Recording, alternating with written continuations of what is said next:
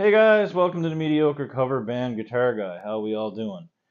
I want to thank everybody for the previous support on anything that you've watched, especially my last couple of videos on how many guitars or too many guitars to take to the gig, and would you take a $5,000 guitar to a shithole dive bar? I didn't use dive bar. But anyway, thank you very much for watching those. Appreciate it very, very much. Um, so today's topic is one that was kind of brought up to me. Got a message for it because I left my email after one of the videos that I put out on Sunday. And so somebody wanted me to do a video on this. So somebody puts together a show every year. And they've used the same musicians year in, year out for the past 6 years. In 2024, they had to bring in a substitute because the guitar player they had for this thing um, wasn't available. It was sort of one of those moments I double booked myself. And the person went with honorably the gig they booked first, even though they would have made more money if they had done this yearly and this annual thing, right? So they got someone to come in. They told them like, we need you to fill in. There was no There was nothing alluding to the fact that this would be a permanent gig. You were a fill-in hired gun. Okay, this happens all the time in music, in bands and playing out no matter what instrument you play.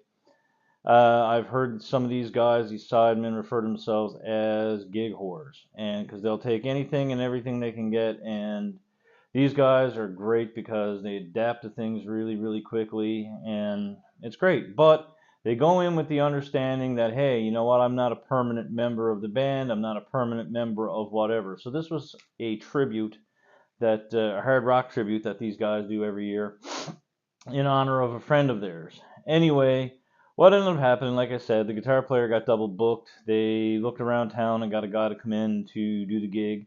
Came in, and then when they announced they were going to do it again in February of 25, this individual that they had hired to do the fill-in was irate because he was not asked back. So this is something, man, that happens, and it's not personal. It's business for one. The other guy, the other player, he or she or whatever, um, might they're more familiar. They've done the last 5 or 6 shows, so it's not personal. And this is something that any musician who gigs a lot and takes on a role of filling in a lot, somebody who doesn't have a permanent home has to realize if you're going to get into that role, is that it's business. It's not personal, and it comes in different forms. It might be personal in a sense that maybe you're a great player, but your personality might not match either. But in this case, the individual had said to me, the guy that they had do the fill-in, he was a real sweet guy, real gentleman, really did his homework, really did the fill the part in perfectly. But they have loyalty to their original guitar player, and this stuff happens. And sometimes people are sick, sometimes people can't make it because of work obligations or whatever. I've been in that situation. I've been asked to fill in. Might have been the last guy asked, but it has more to do with everybody has a person that they bring in to fill in on gigs. They have that one person that comes in, whether it's a certain drummer, this is the guy they want, the person they want, a guitar player, bassist, whatever. And when they're not available, they go with somebody else, and this shit happens, right? It goes down almost like a union line, like seniority. Everybody's got that person, but they come to realize that this is what they signed on for. But it's not personal most times.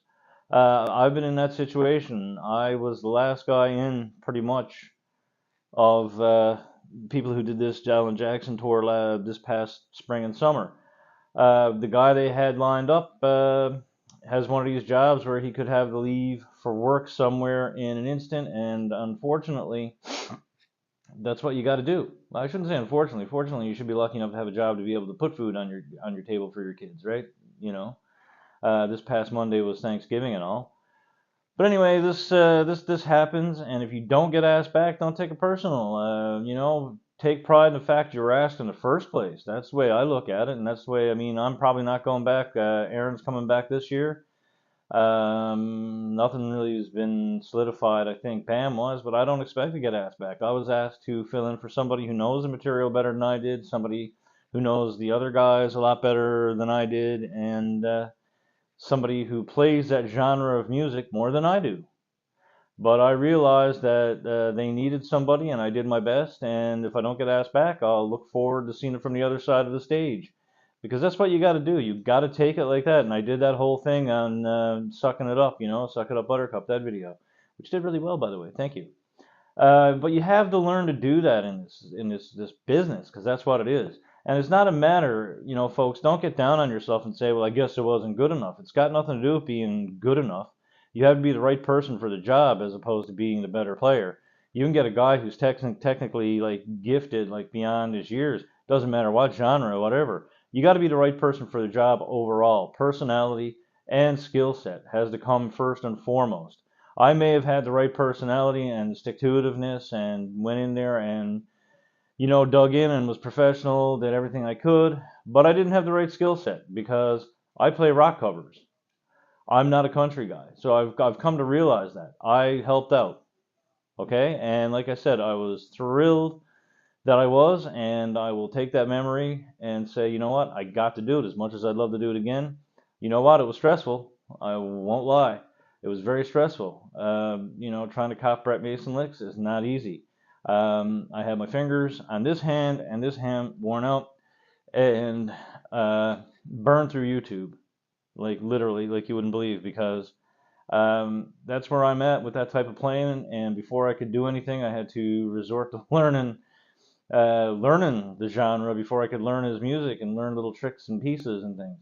But I did it and I got through. But I mean, I wasn't perfect. They knew I wasn't perfect. Nobody in that band was perfect for that matter. But it was put together rather quickly, and we did what we had to do. Some of those guys will get asked back. I don't think I will, but who knows? Maybe I will be lucky enough. And if I don't, I'm not going to take it personal because they're my friends, and I understand what my job was in that situation. So if you're ever in that situation, just think to yourself, wow, I got to do it. Somebody thought enough of me to ask me to do it. I got through it. We got through it. And at the end of the day, they shook my hand and thanked me for what I did. And that's a huge takeaway from doing that, right? So just keep that in mind. Sometimes you're the hired gun and you're there to do a job, and then when that job is done, you may never speak to those people again. And who knows, it might lead to something down the road. You might be the right person for the job as opposed to the person who always had the job as well. So it goes that way. But never take it personal if you're not asked back to do something. It's the same thing with gigging, man. You know, you might not be the right person for a band. You're in there for 2 or 3 months, and they're like, hey, you know what? We need to go in a different direction because it's not working out. As long as it's done respectfully, that's all that matters, okay? So chin up, smile, and be thankful that you have music in your life. That's all I can really say on that matter. And, guys, I hope that this video was helpful when you go and show it to this guy. He might say, who the fuck is this guy you're getting to do a video? Like, nobody knows who this fucker is. You're all fucking idiots. Who knows? Anyway, everybody, cheers.